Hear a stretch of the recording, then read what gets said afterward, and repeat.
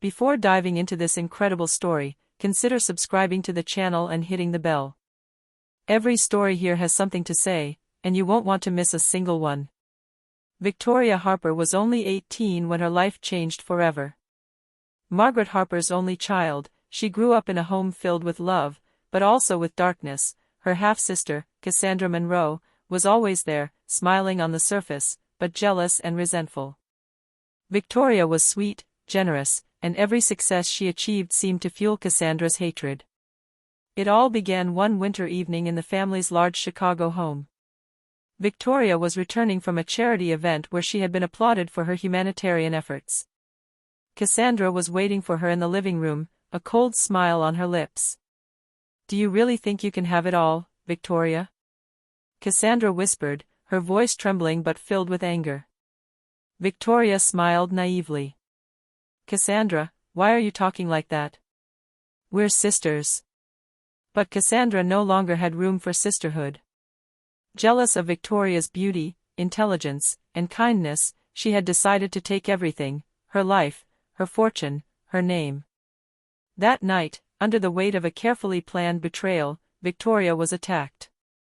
The muffled screams, the desperate struggle, and Cassandra's impassive face etched in her memory, everything was a mixture of pain and injustice. When Victoria slipped into unconsciousness, she thought it was the end. The end of her dreams, her future, her chance to fight for what was right. But in the shadows, her spirit refused to fade. Even between life and death, a spark still burned: anger, determination, the desire for justice. The following years were a nightmare and a learning experience. Victoria survived against all odds. Astonished doctors managed to keep her alive, but her body remained fragile. In this enforced silence, Victoria nurtured her hatred and her inner strength. Every day was a promise: "Cassandra, one day, you will pay for everything." 20 years later, the sweet, vulnerable girl had grown into a powerful, intelligent, and formidable woman. Her name was no longer Harper, but Lancaster, a name that inspired respect and fear. And what had begun as a terrible injustice would soon turn into a methodical revenge. Cassandra had no idea that the victim she believed dead was about to return, ready to reclaim everything that had been stolen from her: her fortune, her inheritance, and the justice she deserved. Victoria had learned a fundamental truth: death could not stop a woman's determined spirit, and time was only an instrument to refine her revenge. Victoria Lancaster opened her eyes in a room bathed in the pale light of morning. The smell of medicine and the heavy silence of the hospital reminded her how her life had changed. She recognized nothing around her: no familiar faces, no images from the past. All she knew was that the pain she had carried since that fateful evening in Chicago had never gone away. Beside her bed stood Emily Sanders, a gentle and insightful nurse who had been her only ally during those early weeks. Emily knew her story better than anyone, though she had never seen Cassandra Monroe's face. She helped her rebuild her fragile body and regain the strength to walk, but also to understand that Victoria was no longer a vulnerable teenager. She was becoming a woman with a purpose, a singular focus. Every morning, Victoria replayed in her mind the scenes of her faked death: Cassandra's cold gestures, the hypocritical smiles, and the lies disguised as sisterly love. Each memory strengthened her resolve. She knew that one day she would return. But before that, she had to rebuild herself, learn, and transform. As the weeks passed, Victoria immersed herself in books on law, finance, and strategy. She wanted to harness the power her family had once held. Her muscles were strengthening, her mind sharpening. She was learning to observe, to listen, to subtly manipulate, skills she would later use to reach Cassandra. The city of Chicago seemed far away and unreal when she thought of her family home. Childhood memories of shared laughter and broken promises came back in fragments, each image reinforcing her goal: to reclaim what had been stolen from her. Victoria knew the outside world awaited her with its illusions and traps, but she was ready. She didn't just want to survive, she wanted to come back to take it all and more. Emily looked at her one morning, and said softly, "Victoria, you're not the same girl I found in that hospital. You're ready to come back." Victoria smiled, a cold but determined smile. "Yes, and Cassandra Munro will never know what awaits her. At that moment, Victoria understood that the road to her revenge would not be easy. But every step, every effort, every lesson learned during those dark years brought her closer to her rebirth. The world had forgotten her, but she, never, would. As the years passed, each day away from Chicago forged Victoria Lancaster in the fire of discipline and determination. She was no longer the sweet, vulnerable girl Cassandra had thought she could destroy. Every scar, every painful memory, every night spent brooding over her revenge had built a formidable woman, both elegant and implacable. In New York, Victoria immersed herself in the study of law and finance. She excelled in her classes, captivating her professors with her intelligence and perseverance. But behind her perfect grades and calm exterior, she harbored a meticulous plan to become indispensable again in the world she had lost, but under a new identity. Victoria Lancaster was not just a name, it was a mask of power, respect, and mystery. She also trained physically, strengthening her body so that no one could ever underestimate her again. Every morning, she ran along the East River, the wind biting against her face, imagining the confrontation with Cassandra, visualizing every gesture and every word. Her muscles were strengthening, but more importantly, her mind was hardening. She was learning to read people, to guess their weaknesses, and to exploit the lies hidden behind their smiles. Victoria didn't just want to be powerful, she wanted to be unstoppable. She made contacts in business, media, and finance. Every relationship was carefully chosen, every word weighed. She now understood that true power came not just from money or influence, but from the ability to subtly manipulate, to control situations before others even realized what was happening. Yet despite this transformation, a part of her heart remained marked by Cassandra's betrayal. The pain of her youth and the injustice she had suffered remained burning flames that guided her path. But Victoria had learned to transform this pain into energy, strategy, and strength. One evening, as she gazed out at the twinkling lights of Manhattan from her luxurious apartment, she whispered to herself, "In 20 years, the whole world will know the truth. Cassandra Munro will no longer have any power over me, or anyone I love." The metamorphosis was complete. Victoria Lancaster was born. An elegant woman, feared, and above all, ready to take back what was hers. Her return to Chicago was no longer a dream, but a certainty. Every decision she made, every sacrifice she made, brought her closer to the moment when revenge would be perfect and irreversible. Chicago hadn't changed as much as Victoria had imagined. The wide avenues, towering skyscrapers, and cobblestone streets looked almost identical to the ones she had known. But she was no longer the innocent young girl who had once wandered these streets. She was Victoria Lancaster, elegant, confident, and determined. Her first appearance in the city was carefully planned. Under the guise of a business visit, Victoria attended a reception hosted by the Munro family. The mansion was sumptuous, lit by crystal chandeliers, and filled with the scent of expensive perfume and fresh flowers. Cassandra, true to form, stood radiant in the center of the room, surrounded by people who admired and feared her. Victoria watched her from the shadows. Cassandra had no idea that the woman she had thought dead 20 years earlier was now standing in the same room. Every smile, every gesture Cassandra made, every burst of laughter seemed more superficial than ever. Victoria took note of everything, the way Cassandra manipulated her guests, the words she chose, the alliances she formed. Everything would be useful for the moment when revenge became inevitable. During the evening, Victoria presented herself under her new name with icy calm, appearing polite but distant. She captured the attention of several influential members of Chicago society, financiers, and lawyers who might one day become allies or pawns in her plan. Every exchange, every smile, was calculated.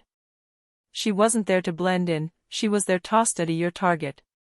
Later that evening, she observed Cassandra closely. The half-sister seemed invincible, but Victoria saw the cracks beneath that facade, a flash of nervousness when questioned about her business, a worried look when a guest mentioned rumors about her management of the family business. These weaknesses, however small, would be her weapons. As she left the reception, Victoria muttered to herself, "You don't know who I am yet, Cassandra, but soon, everything you believe to be solid will crumble." This first approach was only a warm-up. She had infiltrated Cassandra's social sphere, noted her habits, and begun to weave a discreet network.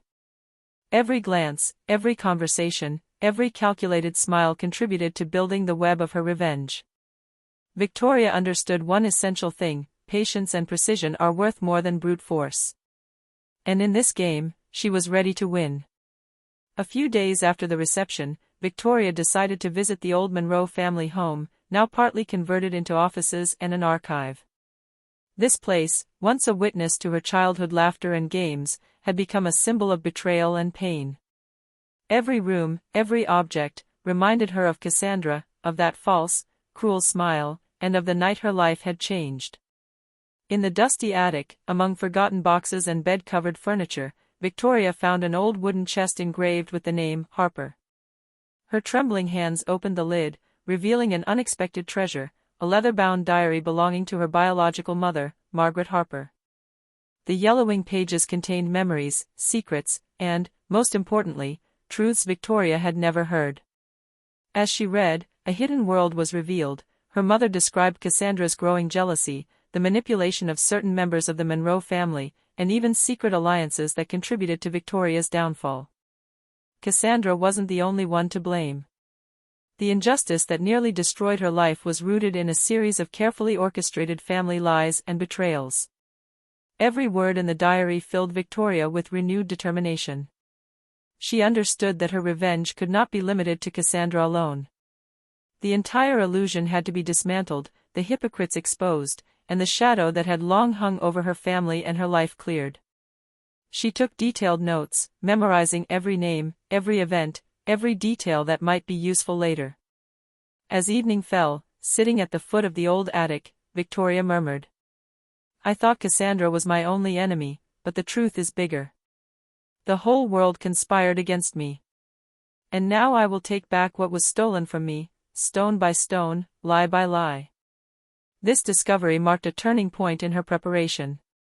Victoria's revenge was no longer just a personal desire, it was becoming a mission, a strategic plan to restore justice and recover all that had been unjustly taken. Her gaze, cold and determined, lit up with a light that no past betrayal could extinguish. Victoria now knew that every move had to be precisely calculated. She wouldn't attack blindly. Patience and cunning would be her allies, and every secret she discovered would be a weapon in her relentless quest. Victoria Lancaster was nothing like the naive young girl they thought they'd eliminated. Every move, every word, every gesture was now precisely calculated. Her plan for revenge was taking concrete form, infiltrating the Monroe family business and approaching Cassandra under the guise of a valuable and indispensable ally. Using her network of contacts in New York and Chicago, Victoria landed a job as a financial advisor at Monroe Investments, a once thriving company now vulnerable due to mismanagement and internal rivalries. Cassandra, unaware of Victoria's true identity, welcomed her new employee enthusiastically. She saw Victoria Lancaster as a competent and mysterious woman capable of strengthening her empire while remaining discreet and efficient. From her earliest days, Victoria observed everything carefully. She memorized Cassandra's habits, her work hours, her weaknesses, and her quirks. Every meeting, every phone call, every insincere smile was recorded in her mind like pieces of a puzzle she would later piece together. She also identified Cassandra's accomplices, those who had helped destroy her in the past or who were willing to betray her for money and power. Victoria began to subtly influence certain decisions within the company. She proposed strategies that seemed beneficial to Cassandra but, in reality, exposed her half-sister's flaws and weakened her control over the company. The partners, impressed by her intelligence and efficiency, grew closer to her, providing Victoria with an invisible but powerful support network. Despite this impeccable professional facade, Victoria never forgot her primary mission: Cassandra Monroe must fall, unaware of the threat that stood at her side. Every smile, every compliment, every friendly gesture was part of a larger strategy, a preparation for the moment when the truth would come out. One evening, after a full day spent subtly manipulating the company's decisions, Victoria stood alone in Cassandra's office, watching the city illuminated by the lights of Chicago. She whispered, quietly, but with icy conviction, You thought you could extinguish me, Cassandra, but now I'm your shadow. And I'm going to expose you to your own powerlessness. Victoria understood that the key to her revenge lay not only in direct confrontation, but also in the art of patience and manipulation. Infiltration was only the beginning. Soon, every piece of the Monroe Empire would fall into place as she had planned, and Cassandra would discover too late that the victim she had believed dead had become her worst nightmare. Victoria Lancaster knew that direct revenge would be too risky.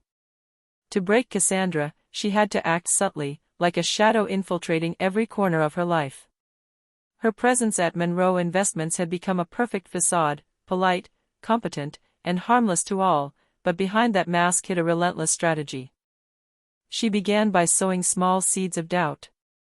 During meetings, Victoria asked innocent but calculated questions, highlighting inconsistencies in financial reporting and project management. Cassandra's associates, impressed by her attention to detail, began to distrust their boss. Victoria knew exactly where to press so that Cassandra gradually lost control of her professional environment. But the manipulation wasn't limited to business. Victoria also interfered in Cassandra's personal life. She befriended her half-sister's confidants, slipping ambiguous information that fueled concern and paranoia. Every smile, every word of support, was actually a hidden weapon to create confusion and weaken Cassandra from within. Victoria also exploited Cassandra's past, subtly threatening her alliances and awakening old buried secrets. Every clue, every veiled remark, shook Cassandra's confidence, and she began to sense that something was wrong, without ever guessing the truth. The once masterful stepsister gradually found herself isolated and vulnerable. One evening, Victoria caught Cassandra alone in her office, reviewing contracts. The stepsister frowned upon Victoria's expertise and precision on a complex file. "How do you know all this?" she asked, a little confused. Victoria smiled, sweet and calm, as if nothing had happened. "I'm just doing my job, and I want everything to be perfect for you, Cassandra." But hidden within that smile was the icy promise: every gesture, every word, every manipulation was a step toward Cassandra's total collapse. Victoria had understood a fundamental truth: to destroy someone like Cassandra, you first had to attack her invisible foundations, her alliances, her trust, her perception of reality. In the silence of the night, Victoria whispered to herself, "You will never know who is manipulating you, but you will feel the fall coming, slowly, inexorably." And with every step, every smile, every subtle word, Cassandra Monroe sank deeper into the web woven by Victoria Lancaster, the victim who became the mistress of her revenge. After months of observation, manipulation, and methodical patience, Victoria Lancaster was ready. Every detail, every conversation, and every flaw in Cassandra Monroe's life had been carefully noted, documented, and verified. The moment of public exposure had arrived. The half-sister who had once believed she could destroy her would now be confronted with the truth, irreversibly. Victoria chose a prestigious gala, an event attended by all of Chicago's financial elite. The glittering lights, crystal chandeliers, and sumptuous gowns created the perfect setting for the showdown. Cassandra, still oblivious to Victoria's presence, shone at the center of attention, welcoming guests with an impeccable smile. But behind that smile now lurked an invisible vulnerability, the cracks Victoria had patiently dug. When Victoria entered the room, her elegant appearance and self-confidence immediately captured everyone's attention. She knew that power lies not only in the truth, but in how it is presented. With a subtle gesture, she activated the slides and documents she had circulated to the journalists and the board, revealing tangible evidence of Cassandra's lies, manipulations, and betrayals. The shock was instantaneous. Murmurs rippled through the room like a shockwave. Cassandra's once loyal allies now regarded her with suspicion and fear. Every piece of the empire she believed to be solid was crumbling before their eyes. Shady contracts, financial manipulations, and past betrayals were now exposed. Cassandra tried to smile, to mask her panic, but her hands were shaking and her eyes betrayed her terror. Victoria approached, her steps slow and determined, as if to savor the scene. Her gaze, cold and piercing, met Cassandra's. The stepsister, unable to utter a word, felt the weight of 20 years of betrayal and pain return all at once. "You thought the victim you killed was gone forever," Victoria said coldly, "but look now. Everything you've built is based on lies. And I'm the one holding the truth." The guests watched, fascinated and horrified. Cassandra, destabilized, finally understood that her world had just collapsed.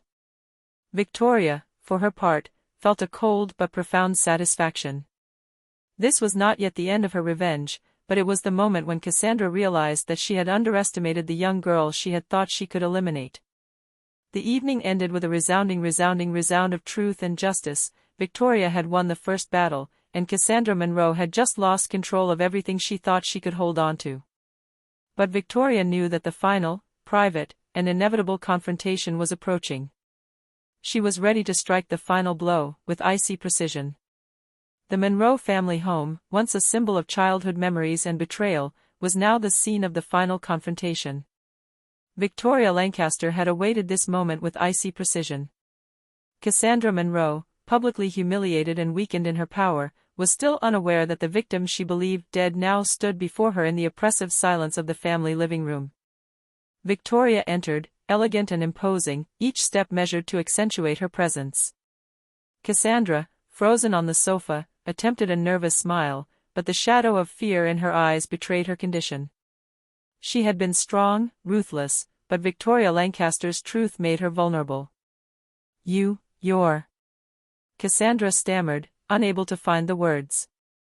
Victoria, calm and icy, approached, letting each word weigh like a blade. "Yes, Cassandra, it's me. Victoria Harper. The victim you thought you could eliminate. And now, everything you've built is going to come crashing down." Cassandra tried to stand up, to protest, but her pride was paralyzed by fear and shame. I didn't know," she whispered, but Victoria cut her off with a slow wave of her hand. "You knew perfectly well," Victoria said, her voice soft but sharp. "Every smirk, every manipulation, every lie, you thought I'd never find out. But look where it's gotten you. Everything you thought was solid, has crumbled." Cassandra, cornered, tried to justify her actions. You don't understand. Everything I did was to protect." Victoria shook her head implacably. "Protect? No, Cassandra. You acted out of jealousy, out of greed, out of fear that you'd never measure up. You destroyed a life, and now you're reaping what you sowed." Silence fell over the room, heavy and suffocating. Cassandra looked down, humiliated. She understood that the girl she had thought dead had become her judge, her sentence, and her worst nightmare. Victoria, looking at her half-sister's shattered face, felt a cold satisfaction, but also a certain liberation. Her revenge was not only material, but moral and emotional. Every word spoken, every truth revealed, had given Victoria back what Cassandra had tried to steal from her, her dignity and her power. Before leaving, Victoria added, her voice firm but calm. "Remember, Cassandra, justice, even when delayed, always triumphs in the end. And I'm the one who decides when." Victoria left the house, leaving Cassandra in a state of fear, shame, and despair. The private confrontation was over, but Cassandra's complete collapse into the outside world and her own consciousness was only just beginning. With Cassandra weakened and humiliated, Victoria Lancaster could finally take the decisive step, reclaiming everything that had been stolen from her. The family fortune, the Monroe Investments Company, and the assets that had been misappropriated or mismanaged for 20 years were now rightfully hers. But Victoria knew that this victory had to be more than just material. She also wanted to restore her dignity and regain control of her life. Victoria convened the company's board of directors. Every document, every contract, and every evidence of fraud or mismanagement was presented with impeccable precision. The partners, who had doubted Cassandra and admired Victoria for her competence, approved her takeover. The power that had been seized by betrayal and greed finally returned to its true heir. But Victoria wasn't just satisfied with getting the money and the business back. She realized that the real victory lay in the justice she had served. She began to redistribute responsibility, right the wrongs of the past, and protect those who had been harmed by the greed of Cassandra and the other corrupt members of the family. Every decision she made was imbued with strategy, but also with wisdom and fairness. As Victoria toured the old family estates, she felt a weight lifted from her shoulders. The walls, once witness to betrayal and lies, now seemed to acknowledge her presence as that of a rightful sovereign. She had not only reclaimed her possessions, but also regained her place in the world that had been stolen from her. Sitting in her new office, overlooking the twinkling lights of Chicago, Victoria whispered to herself. 20 years of silence, 20 years of patience, and now it's all mine. But more importantly, I've found myself again. Victoria knew the road had been long and painful, but she had turned every hardship into strength. Fortune and empire were now in her hands, but her true reward was deeper: personal rebirth, freedom, and control of her destiny. Cassandra Munro's fall was inevitable, but Victoria Lancaster chose not to stop at purely material revenge. She wanted her victory to be complete, moral, emotional, and symbolic. The world had tried to erase her, but she had returned, stronger and more invincible than ever. 20 years had passed since that fateful night when Cassandra Munro believed she could destroy Victoria Harper. Today, Victoria Lancaster was no longer the vulnerable young girl who had fallen prey to injustice and betrayal. She had passed through the shadows of pain, the flames of patience, and the trials of loneliness to be reborn, stronger and more determined than ever. With her family empire restored, her fortune consolidated, and her reputation impeccable, Victoria finally felt a sense of profound peace. But it wasn't just the victory over Cassandra that brought her this satisfaction.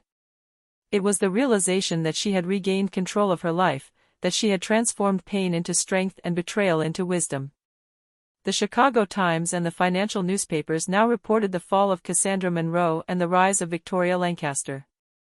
The rumors, once against her, had been turned against those who had conspired against her. Every smile, every admiring glance on the street or in her business meetings reminded Victoria that the world recognized her legitimacy and power. But Victoria wasn't content with her own success. She used her influence to help those who had been wronged or betrayed, providing opportunities for those society had forgotten, and buying up mismanaged businesses to restore justice and fairness. Her revenge had become a constructive force. She had transformed her pain into a power capable of changing the lives of others. One evening, on the balcony of her office overlooking the twinkling lights of Chicago, Victoria took a deep breath. The cool breeze brushed her face, and for the first time in 20 years, she felt completely free. Her thoughts lingered on Cassandra Munro, now reduced to the shadow of the woman she had thought she could crush. Victoria murmured with assured calm. Justice has been served. Vengeance accomplished. And I am finally free. In that moment of solitude and triumph, Victoria understood the essential truth that had guided her entire life since her survival. True strength lies not only in money or power, but in the ability to get back up, to transform pain into strength, and to live life to the fullest, despite everything the world can take from you. Victoria Harper, aka Victoria Lancaster, had survived, triumphed, and was finally reborn. The past, with its wounds and betrayals, was behind her. The future, bright and open, belonged entirely to her.